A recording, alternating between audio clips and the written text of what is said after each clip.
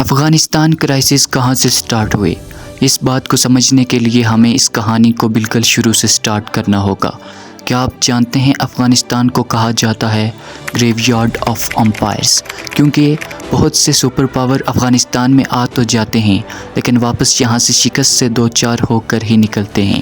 اس کی مثال آپ یہاں سے لے سکتے ہیں کہ 19ویں صدی میں برٹش آئے تھے لیکن ذلت آمیز شکست سے دو چار ہوئے۔ 20ویں صدی میں سوویت یونین افغانستان آیا اور واپس 9 سال بعد بڑی مایوسی کے ساتھ واپس چلا گیا، اور 21ویں صدی میں USA آیا تو تھا لیکن افغانستان میں بڑی طاقت ہونے کے باوجود شکست سے دو چار ہوا۔ یہ کہا جاتا ہے افغانستان رولر بہت مشکل بنا دیتے ہیں کسی بھی فارن رولر کے لیے افغانستان کے ایریے کو آکیوپائیڈ رکھنا۔ اگر ہم برٹش اور افغانستان کے کانفلکٹ سے سٹارٹ کریں تو 80s میں اینگلو وار ہوئی، جس میں برٹش نے افغانستان کا کچھ حصہ تو لیا لیکن ان کا ارادہ نہیں تھا پورے افغانستان میں سیٹل ہونے کا۔ برٹش نے موسٹلی افغانستان میں انٹرنل رول رہنے دیا کیونکہ یہ جو بفر زون تھی رشیا امپائر کے ساتھ، وہ بس اپنا انفلوئنس جمانا چاہتے تھے، اس پر فرینڈ ریلیشن بنانا چاہتے تھے۔ 1907 میں ایک ایگریمنٹ بھی ہوا برٹش اور رشیا کے درمیان، کیونکہ یہ دونوں ممالک فرینڈلی ریلیشن قائم کرنا چاہ رہے تھے افغانستان کے ساتھ اور افغانستان پر رول بھی کرنا چاہ رہے تھے۔ اس ایگریمنٹ میں رشیا نے ریکوگنائز کیا کہ وہ افغانستان میں برٹش اسپیئر کے انڈر آتا ہے، اس لیے رشیا اس سے دور رہے گا، لیکن اصل میں یہ ایک رشین چال تھی۔ اس کے بعد 1990 میں ہوئی اینگلو وار، یہ تھرڈ اینگلو وار تھی۔ اس وار کو افغانستان میں وار آف انڈیپینڈنس بھی کہا جاتا ہے کیونکہ افغانستان برٹش کے ساتھ وار کرتا ہے انڈیپینڈنس کے لیے۔ افغانستان اس جنگ کو جیت جاتا ہے۔ آخر ان سب اینگلو افغان وار کا آج کے طالبان اور آج کے کنفلکٹ سے کیا ریلیشن ہے دوستو؟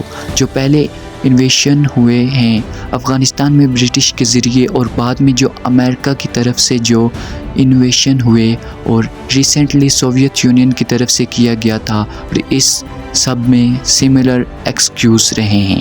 بیسک جو ایکسکیوز دیا جاتا ہے وہ یہ ہے کہ جو لوگ افغانستان میں رہتے ہیں یہ لوگ نیو ٹریڈیشن کو نہیں جانتے، ہم سویلائزڈ لوگ ہیں، ان کو بتائیں گے کہ زندگی کس طرح گزاری جاتی ہے اور کس طرح گورننس کی جاتی ہے۔ 1947 میں جب پاکستان اور ہندوستان کو آزادی ملی برٹش سے، جو ڈیورنٹ لائن تھی پاکستان اور افغانستان کے درمیان میں، اس کو پرماننٹ بارڈر بنا دیا گیا۔ افغانستان اس سے بالکل خوش نہیں تھا۔ افغانستان کو اور بھی ایریا چاہیے تھا پاکستان سے۔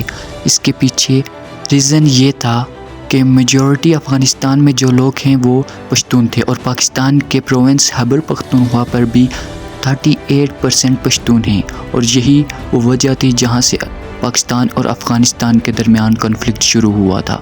اسی ریجن سے ان پشتون نے پاکستان کے خلاف کئی موومنٹ کو سپورٹ کیا، اسپیشلی جو ان کے پرائم منسٹر تھے داؤد خان، اس نے اسپیشلی ان موومنٹس کو سپورٹ کیا، اور اسی وجہ سے پاکستان نے اپنے بارڈرز بند کر دیے افغانستان کے ساتھ، جس وجہ سے دونوں ملکوں کے درمیان ٹریڈ بند ہو گئی۔ حال ہی میں پاکستان نے یہ کام کیا ہے کہ جو بھی افغانی بغیر پاسپورٹ کے یا ویزے کے بغیر پاکستان میں انٹر ہوئے ہیں ان سب کے اوپر پابندی لگا دی گئی، اور اعلان کیا گیا کہ وہ 1 ماہ کے اندر پاکستان کو خالی کر دیں۔ یہ اس لیے کیا گیا کہ جو افغانستان کے طالبان مہاجر آ کر پاکستان میں آباد تھے وہ یہاں پر خودکش دھماکے کر رہے تھے، جس کی وجہ سے پاکستان اور افغانستان کے درمیان کنفلکٹ بہت زیادہ بڑھ چکا تھا۔